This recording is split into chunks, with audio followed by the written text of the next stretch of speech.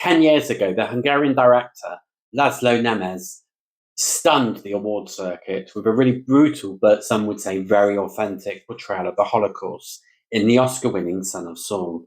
With his third feature, Orphan, he continues his passion for demonstrating the treatment of the Jewish populations in Europe in the 20th century. His ambition is to continue to remind us the importance of learning from that horrific genocide caused by the Holocaust. In 1957, set in Budapest, a young boy is fantasizing about his father, but the man his mother chooses to partner with does not live up to his expectations and fantasies. Through the eyes of the young boy, the film explores this conflict between understanding a family dynamic he does not comprehend and the horrific situation he is finding himself in that point in history.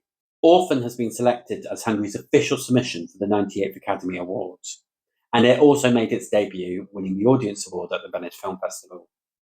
So let's dig in deep into this film.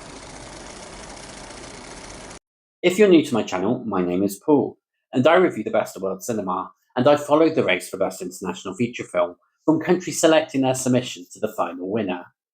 Laszlo Nemes is known for bringing an air of authenticity to historical period dramas, without resorting to a very stuffy costume-style drama. It really feels like we are in that time period he is trying to portray. And many commentators regard his portrayal of the Holocaust in Son of Saul as one of the most legitimate and authentic portrayals of the time.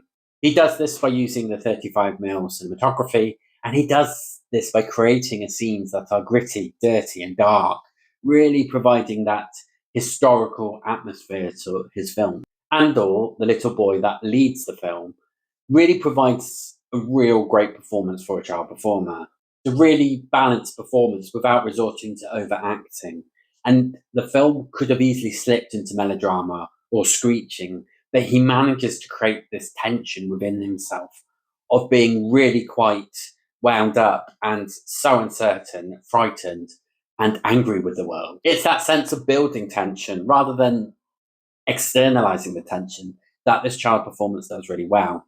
I think my problem with the film, however, is it's so consumed with this conflict, it doesn't provide the narrative structure that well underneath it, which makes it a really frustrating and annoying experience. I understand what he's trying to do. He's trying to recreate those feelings that the lead has, but there is not that structure underneath it to make it a clear and enjoyable piece of cinema. That approach worked really well in Son of Saul, but here it just does not work. And I feel it's because there's not highs and lows. We don't quite see difference of personalities. We don't see the highs and lows of personalities. Instead, we are constantly being bombarded with bleakness. And you can understand in a Holocaust situation, that makes sense. But here, it just does not work so well. And it just makes it a slog, and it misses the historical context. Yes, I understand there's particular elements of the film about Hungarian history, but it doesn't explain them, and I feel it needs to provide some explanation to make it a bit more accessible for the audience. And now someone who's a fan of art house cinema might find that strange, but I do feel if you're making a point about based in history, you need to be able to explain it just a little bit. You don't need to go over the top in terms of narrative or explanations, but some hint of it would have been really appreciated. Hungary have had great success at the Oscars, winning 2 Academy Awards for Mephisto and, of course, Son of Saul.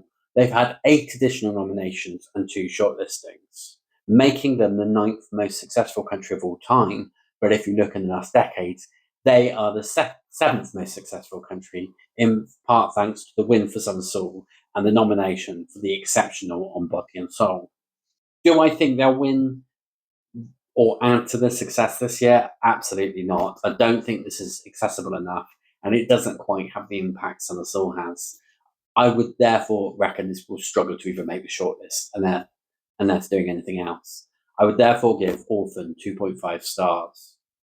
Have you seen Orphan, and what did you think of its portrayal of history? Leave in the comments below what your thoughts. And if you want more news and reviews for the Best International Feature Film Academy Awards, please do subscribe to Global Film Paul.